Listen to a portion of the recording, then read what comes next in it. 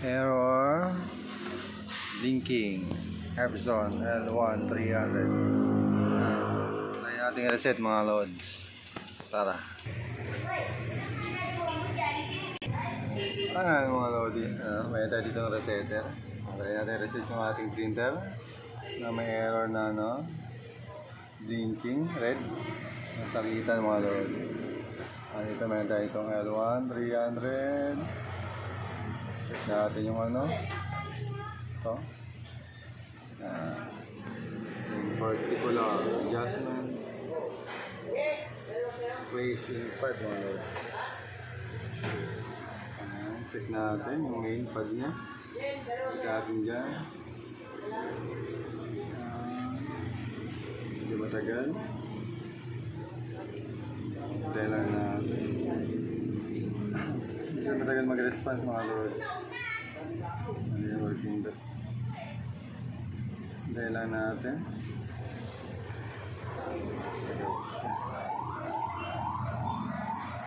Lodi kadalasan nag-responding. Pag ganyan, ulitin na lang natin. Kaya, wait tayo ng mga ilang minuto pa.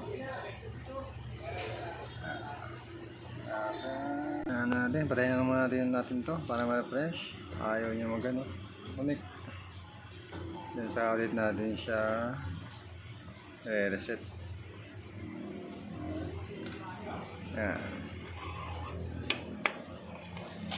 Yan natin yung papel.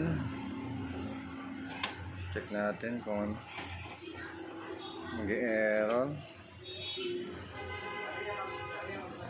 Epson L1 300.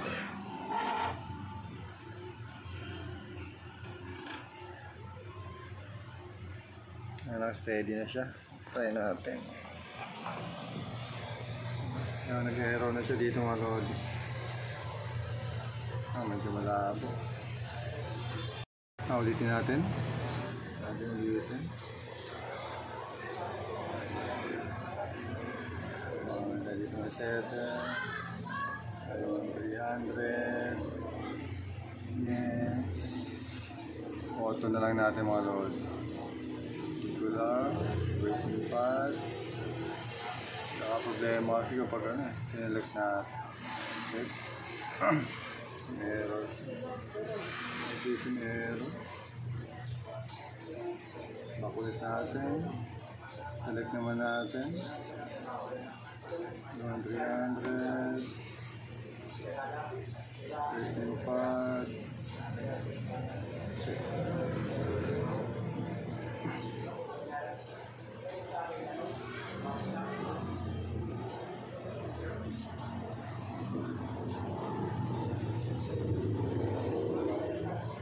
Bila sa mga lodi yan, kakaroon ng problema sa connection. Gagawin natin lagi dyan, to turn off, on and off.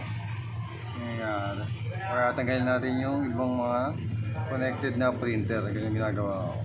Para mag-auto na lang siya. Tara, ulitin lang natin. Ulitin natin. Operate natin. Off.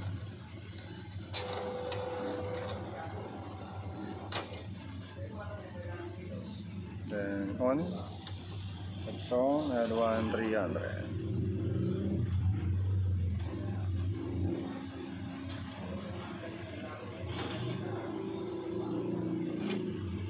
Bali kanina meron tayong naka-open ng mga printer ito. Tsaka ito meron din tayo dito ng Epson L3110. Inop na natin. Ngayon naman ulitin natin yung proseso natin. Bali gagawin natin auto lang, hindi tayo mag-select.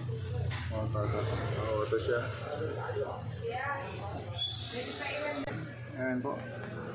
Na try natin yung particular adjustment mode, placing pad. Check it natin pa. Check. Yun, parang gumagana yan. Gumagana siya mga load. Kaya natin kung check niya ang error. Okay, check natin.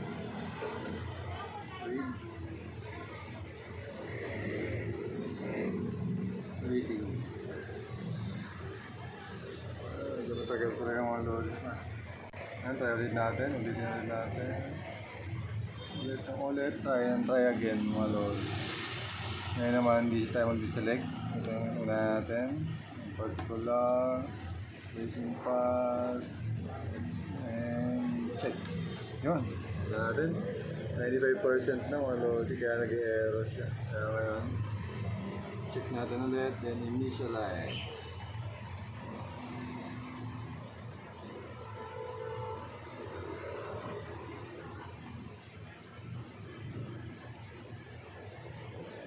Sa kasing connection mga lodi, nagkakaproblema.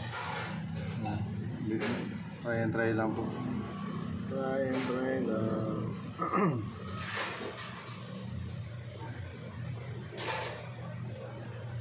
Kapag ganyan, ulitin natin ito sa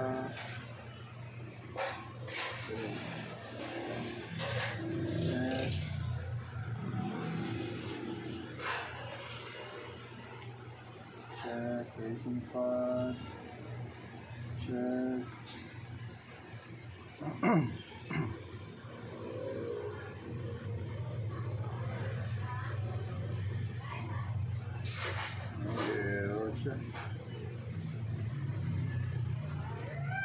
Medyo mahirap reset itong Epson L1 300 mga lord.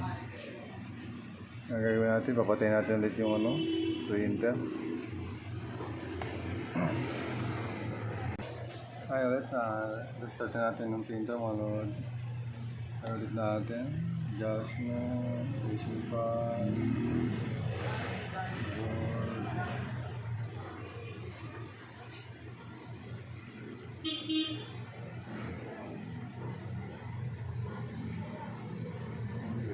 Talaga siya.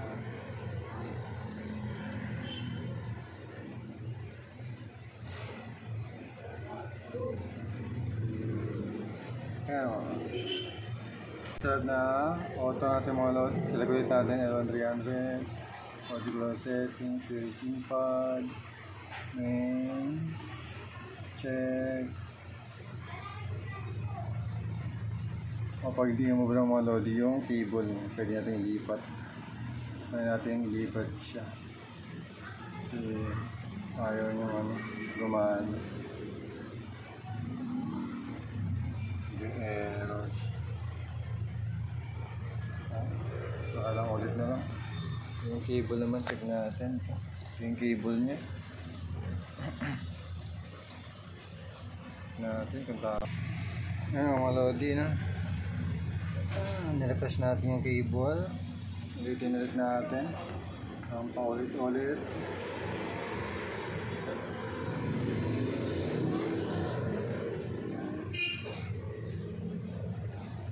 Ay, pa rin naman. Nato ating ay mga lodi. Natin pa check.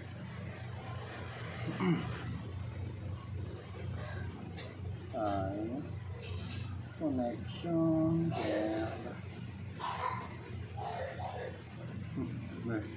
Bata na naman.